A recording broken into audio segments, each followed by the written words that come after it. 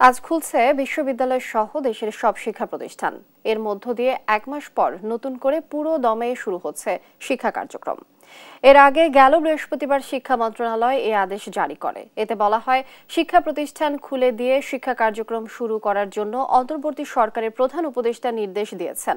সরকারি চাকরিতে কোটা সংস্কারের দাবিতে আন্দোলনের এক পর্যায়ে সংঘাত সংঘর্ষের ঘটনা ঘটে।